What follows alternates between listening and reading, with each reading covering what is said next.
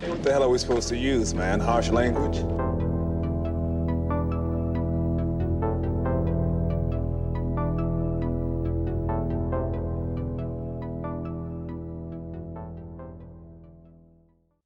All right, people. Better Call Saul, Season 6, Episode 8 is in the books. We just got done watching it. Yes. What a great episode. That was some good shit. Yep. Yeah. We're in the end game now, folks. This is a good start to the second half. It really was. 5 episodes left. This picks up where previous episode ended with Lalo showing up, fucking making the wind blow and fucking curtains and putting out candles and shit like a fucking ghost. He just wants to Executing talk. Howard. Yeah, shows up, He executes, just wants to talk, Dan. executes Howard on the spot. Just want to talk. Just talk. Clear on the south. All right, hold the perimeter. Everyone else on me, eyes sharp. Nice and easy. We don't want to spook the neighbors. Lalo just wants to chat with Jimmy and Kim. What he actually wants them to do, or wants Jimmy to do, he has a whole plot, a whole plan worked up. He wants Jimmy to basically go to an address on a little piece of paper, knock on the door, and once the door is opened, to shoot that person dead, the person who answers the door. Now, we, the audience, know that that house is the house of Gus Fring. Mm-hmm. And Lalo had this planned all along. Lalo's fucking... Well, he'd been watching the house and the laundromat for days or weeks, so he knew what he was going to trigger when he set that motion. This guy is smart. He's Cartel one of those... is usually portrayed as just like violent. You know, you don't see this smart side, but these people have to be smart. They're like master criminals. They have to be smart. Yeah, well, technically, Lalo and the rest of the Salamanca crew, they're not the cartel. They work for the cartel.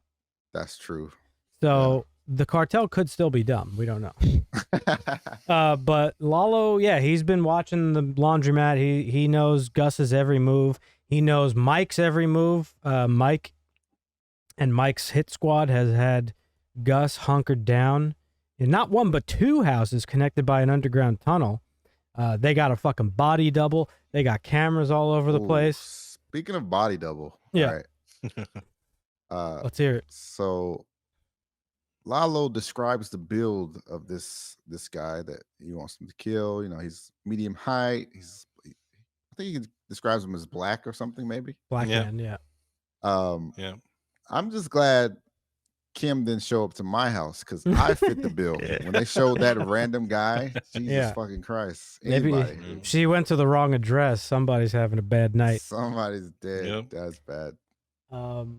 Yeah. We've yet to really see Kim get rattled in this way too. I mean, I guess seeing a man die will do that to you. Well, I was going to say... we've yet to see her this shaken up. Yeah. I was going to make the point. We have yet to really see any of these characters get super rattled. That's like, true, yeah. Kim's always kind of stone-faced, even though like there have been times where she's been like nervous or upset or whatever, but she fights through it. Same for Jimmy. Same for Mike even, and Gus. Gus gets rattled here because he takes his tie off. He's feeling the heat a little bit. That's true. Everyone's rattled, yeah. And at the end of the episode, this might be like one of the first times we see Mike really show a little bit of emotion outside of like scenes with his granddaughter and daughter-in-law. He looks down into the pit where Lalo and Howard's final resting place is to be. Yeah.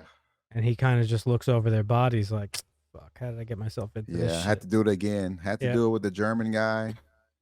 Had to do it again.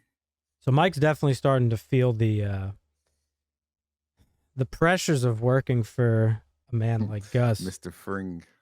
Yeah.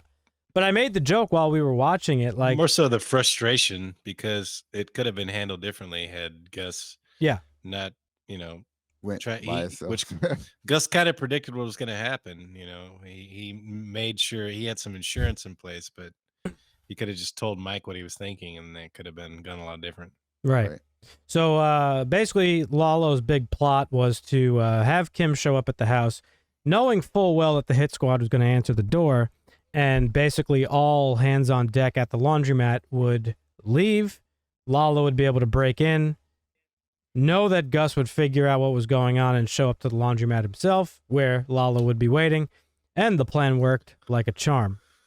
Well, I don't know that he knew that Gus was going to show up, because when he was talking, you know, he thought he was just going to get evidence that Gus was building the meth lab somewhere in the facility. But once Gus showed up and he killed the guards, he's like, "You can't look a gift horse in the mouth, because I would have loved to have taken the time. You know, we could have skinned him together down in Oh yeah, that's true. wherever we're at." So it was kind of a gift that Gus showed up. Well, not so much. It was. Yeah.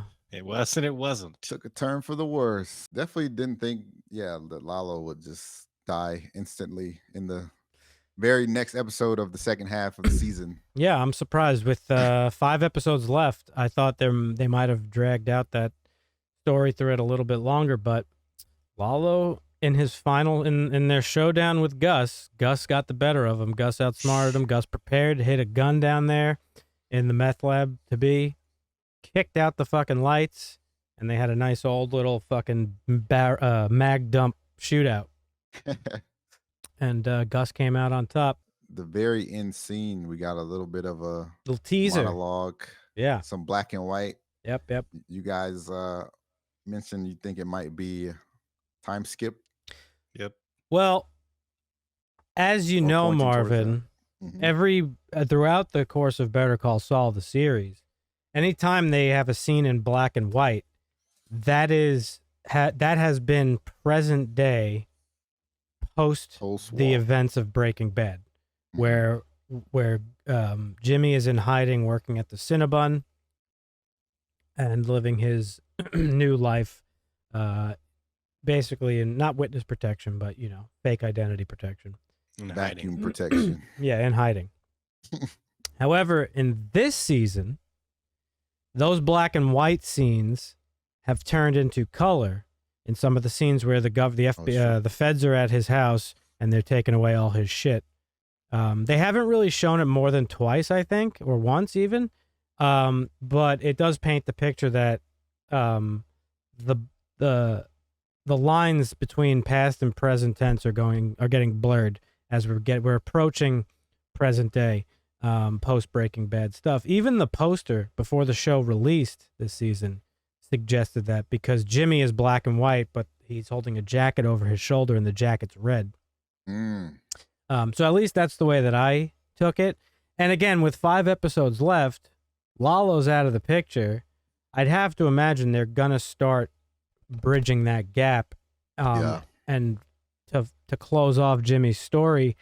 And potentially the story of Breaking Bad as a whole, right. We will catch up to where Jimmy is living in present day. Speaking of bridging the gap, we have to find out what happens with Kim, right? Because Kim obviously isn't in Breaking Bad as we know it. Yep. Right. So somewhere along the lines, I really hope she doesn't fucking die. I hope she gets fed up with Jimmy's shit and just goes her own way. I would hate to see her die. Well, likely we could get 2 time jumps where we see Saul, maybe we do or don't get a cameo from the main characters from Breaking Bad. Yeah. And then we'll have an episode or 2 of like present day of all the fallout and whatever Jimmy's doing, if anything happens to him. I could see something funny happening, like instead of a cameo of like Walt and Jesse, it's just like a cameo of like Skylar or something random like that. Like I could see something like that happening. I think there's 100% going to be a Walt and Jesse cameo. Yeah, I think so too. But so, Kim was not in Breaking Bad, as far as we know. Right. I do not think I don't think they're going to kill her off. I can't see at this point what type of threat there would be to kill her. Lalo's gone now, right? So if anybody was going to kill her, it would be him. I can't imagine anybody else unless it's somebody we haven't met yet. But her death would be more than a few episodes. I think with 5 episodes remaining, I think she's safe. Mm-hmm. I have a feeling, and we've discussed this many times. We talked about it when we did the review of the first half of this season, that there is that scene in Breaking Bad when Walt and Jesse take Jimmy out into the desert to threaten him to defending Badger. When Badger gets arrested, Saul, aka Jimmy, or vice versa, thinks that Lalo sent them, and he says in Spanish, "Did Lalo send you?" or whatever. No Lalo, no Lalo. So we see at the end of this episode, Mike doesn't actually tell Jimmy or Kim that Lalo's dead, that they don't have to worry about him. He just says he won't be coming back. No plot hole. Saved. Exactly. So, I mean, I would imagine it's the smart decision to not tell them, because the more people that know what happened, the more likelihood it is it gets out and you're fucked.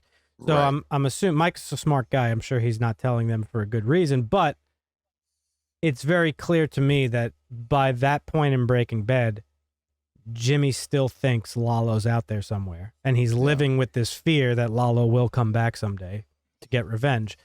So my guess is that we'll find out that she's going to go into hiding, and that's where she has been the whole time during Breaking Bad. Yeah. I would have said that maybe we would see once again the vacuum guy, and he puts her into hiding. Yeah. But that actor is actually dead in real life, so he died a little bit after they filmed El Camino. So I don't see how that could be the case, but I do think somehow she'll go into hiding for protection, because Jimmy thinks Lalo's still out there. He will continue doing what he's doing as Saul Goodman, so on and so forth. So I think like the grand finale is going to be like present day, post Breaking Bad, Jimmy gets reunited with Kim. That would Thoughts? be sick.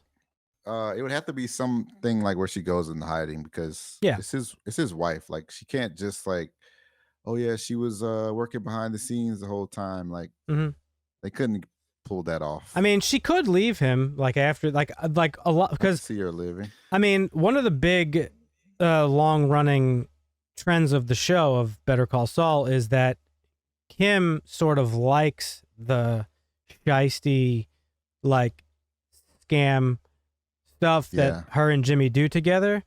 Even though she's sort of a more clean cut lawyer, she likes that sort of stuff. It gives her a rush, but maybe this is the final straw that their lives are under threat. Right. Those were mostly shenanigans, and while what they did to Howard was somewhat malevolent or malicious, like, this went too far, and it pushed her to a point where maybe something happens with the cases that she was working on, where she goes off and does her own thing. Yeah, I think it scares her straight back to because in the first half she gets into helping out the little guys, right?